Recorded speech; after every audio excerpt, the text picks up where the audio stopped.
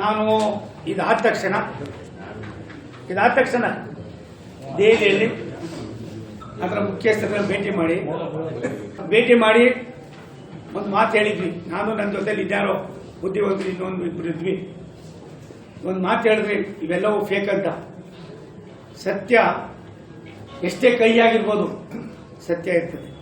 ಸುಳ್ಳನ್ನ ಒಂದು ದೊಡ್ಡ ಕಂತೆಯನ್ನೇ ಮಾಡಿದ್ರು, ಇಡೀ ವಿಶ್ವ ನೋಡ್ತು. ನಿಮಗೆ ಗೊತ್ತಿದೆ, ವಿಶ್ವ ನೋಡ್ತು. ಮಾಧ್ಯಮದವರು ಅನಿವಾರ್ಯವಾಗಿ ನೀವು ಕೂಡ ಅದನ್ನೇ ಫಾಲೋ ಮಾಡಬೇಕಾಗ್ಬತ್ತು. ಒಂದು ಇಂಚು ಕೂಡ ನೀವು ಯಾರು ಕೂಡ, ನಾವು ಕೂಡ ಎಲ್ಲರೂ ಸ್ವಾಗತ ಮಾಡಿದ್ವಿ. ಆದರೆ ಇಂಥ ಪಾಪದ ಕೃತ್ಯ ಎಲ್ಲ ಒಂದು ಕಡೆ ಭಾರತ ದೇಶದಲ್ಲಿ ನಡೆದಾಗ ಸತ್ಯಕ್ಕೆ ಎಂದೂ ಕೂಡ ಮನ್ನಣೆ ತಪ್ಪೋದಿಲ್ಲ, ಮನ್ನಣೆ ಇದೆ. ಸತ್ಯಕ್ಕೆ ಎಲ್ಲ ಒಂದು ಕಡೆ ದಾರಿಯನ್ನು ಭಾರತ ಮಾತೆ ತೋರಿಸ್ತಾಳೆ ಅನ್ನೋದಕ್ಕೆ ಏನು ಈ ಸರ್ಕಾರ ನಡ್ಕೊಂಡಂತ ರೀತಿ ಇದೆಯಲ್ಲ, ಈ ಪಾಪದ ಕೃತ್ಯಕ್ಕೆ ಯಾರಾದರೂ ಹೊಣೆಗಾರರಿದ್ರೆ ಅದು ಇವತ್ತಿನ ರಾಜ್ಯದ ಮುಖ್ಯಮಂತ್ರಿಗಳಾದ ಸನ್ಮಾನ್ಯ ಸಿದ್ದರಾಮಯ್ಯನವರು ಇದಕ್ಕೆ ಬೆಲೆ ತೆಚ್ಚಬೇಕಾಯ್ತದೆ. ಎಂತೆಂಥ ನೋವುಗಳಾಗಿರ್ಬೋದು, ಕೇವಲ ಧರ್ಮಸ್ಥಳದ ಅವ್ರ ಫ್ಯಾಮಿಲಿಗಲ್ಲ, ಕೋಟ್ಯಾಂತರ ಜನ ಭಕ್ತರಿಗೆ, ನಾಟ್ ಓನ್ಲಿ ಕರ್ನಾಟಕ, ಯಾವುದೇ ರಾಜ್ಯದಲ್ಲಿ ಹೋಗಿ ನಾವು ಹೋಗ್ತಾ ಇರ್ತೀವಲ್ಲ, ಅಂತ ಒಂದು ಪಾವಿತ್ರತೆಯನ್ನು ಹಾಳು ಮಾಡ್ತಕ್ಕಂಥ ಪಾಪದ ಕೆಲಸಕ್ಕೆ ಎಷ್ಟು ನಾನು ಒಂದು 10 ಸಾರಿ ಹೇಳಿರ್ಬೋದು. 4 ಜನ ಗೋಡೆ ಮಧ್ಯದಲ್ಲಿ ಅವನು ಫ್ರಾಡ್ ಇದ್ದಾನೆ, ಒಬ್ಬ ಪೌರ ಕಾರ್ಮಿಕ, ಅವನ ಇತಿಮಿತಿ ಏನು, ಅವನ ವ್ಯವಸ್ಥೆ ಏನು, ಅವನೇನು ಅನ್ನೋದನ್ನ ಯಾರೂ ಅರ್ಥ ಮಾಡ್ತೀರಾ.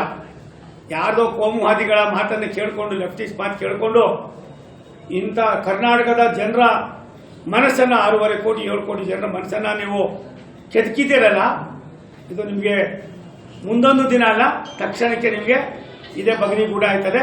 ಅರ್ಥ ಮಾಡ್ಕೊಳ್ಳಿ. ಅವನು ಯಾವನಿದ್ದಾನೆ ಇದೇ ಬಗನಿಗೂಟ ಆಯ್ತದೆ, ಅವ್ರಿಗೆ ಅರ್ಥ ಮಾಡ್ಕೊಳ್ಳಿ. ಒಂದು ರಾಷ್ಟ್ರದಲ್ಲಿ ಪರಮಾತ್ಮ ಭಗವಂತ ಇದ್ದಾನೆ. ಈ ದೇಶಕ್ಕೆ ಒಂದು ಇತಿಹಾಸ ಇದೆ. ಗಜ್ನಿ ಮೊಹಮ್ಮದ್ ಎಷ್ಟು ಸಾರಿ ಬಂದ ಸರ್, ಏನಾಯ್ತಪ್ಪ? ಹಾಗಾಗಿ ಒಬ್ಬನೇ ಸಂಗೊಳ್ಳಿ ರಾಯಣ್ಣ, ಒಬ್ಬಳೇ ಕಿತ್ತೂರು ರಾಣಿ ಚೆನ್ನಮ್ಮ, ಇಂಥ ಪುಣ್ಯಾತ್ಮರು ಎಲ್ಲ ಒಂದು ಕಡೆ ಈ ದೇಶವನ್ನು ಅಸ್ಥಿರತೆಯನ್ನು ಕಾಪಾಡಿದ್ದಾರೆ, ಸ್ಥಿರತೆಯನ್ನು ಕಾಪಾಡಿದ್ದಾರೆ, ಅಸ್ಥಿರತೆಯನ್ನು ಹೋಗಲಾಡಿಸಿದ್ದಾರೆ. ಇವತ್ತು ಕೂಡ ಧರ್ಮಸ್ಥಳದ ಈ ಒಂದು ಪಾಪದ ಕೆಲಸಕ್ಕೆ ಏನು ಕೈ ಹಾಕಿ ಇವತ್ತು ಮಾಡಿದಾರಲ್ಲ, ಇದನ್ನ SIT ನಾನು ಅವ್ರನ್ನ ಮೆಚ್ಕೋತೀನಿ. ಯಾಕಂದ್ರೆ ಅಧಿಕಾರಿಗಳು ಅವ್ರೇನು ಮಾಡೋಕ್ಕಾಗಲಿಲ್ಲ, ಅವ್ರಿಗೆ ಗೊತ್ತಾಗಿದೆ ಇದೆಲ್ಲವೂ ಕೂಡ ಫೇಕು, ಇದೆಲ್ಲ ವ್ಯವಸ್ಥಿತವಾದ ಷಡ್ಯಂತ್ರ. ಈ ನಾಟಕಕ್ಕೆ ತೆರೆ ಎಳೆಯುವ ಕಾಲ ಬಂದೈತೆ. ನನಗನ್ನಿಸ್ತದೆ ಸಿದ್ದರಾಮಯ್ಯ ಸಾಹೇಬ್ರಿಗೂ ಕೂಡ ಮನವರಿಕೆ ಆಗಿದೆ. ದಯವಿಟ್ಟು ಹೋಗಿ ಮೊದಲು ಧರ್ಮಸ್ಥಳದಲ್ಲಿ ಒಂದು 2 ದಿನ ಇದ್ದು, DK ಶಿವಕುಮಾರ್ ಒಂದು 2 ದಿನ ಇದ್ದು, ಆ ಪಾಪಕ್ಕೆ ನೀವು ಬಂದಿದ್ದು ನಾನು ಮಾಡಿದ್ದು ನನಗೆ ಯಾರ ಹತ್ರ ಹೇಳಿದವರು ಪರವಾಗಿಲ್ಲ, ಪ್ರಾಯಶ್ಚಿತ್ತಕ್ಕೋಸ್ಕರವಾದ್ರು ಆ ಧರ್ಮಸ್ಥಳದ ಮಂಜುನಾಥನ ಅಣ್ಣಪ್ಪನ್ನ ದರ್ಶನ ಮಾಡಿ, ನಾನು ಯಾರ ಮಾತು ಕೇಳಿ ಮಾಡಿದ್ದೀನೋ ಗೊತ್ತಿಲ್ಲ, ನನಗೆ ಕ್ಷಮಿಸು ಅಂತ ಕೇಳ್ಕೊಬಂದ್ರೆ ಸಿದ್ದರಾಮಯ್ಯನವ್ರಿಗೂ ಒಳ್ಳೇದು, ರಾಜ್ಯಕ್ಕೂ ಒಳ್ಳೇದು. ಸಿದ್ದರಾಮಯ್ಯನವ್ರು ಒಬ್ಬರಲ್ಲ, ರಾಜ್ಯದ ಮುಖ್ಯಮಂತ್ರಿ, 6.5 ಕೋಟಿ ಜನರ ಪ್ರತಿನಿಧಿ ನೀವು, ಮುಖ್ಯಸ್ಥರು ನೀವು. ಇದಕ್ಕೆ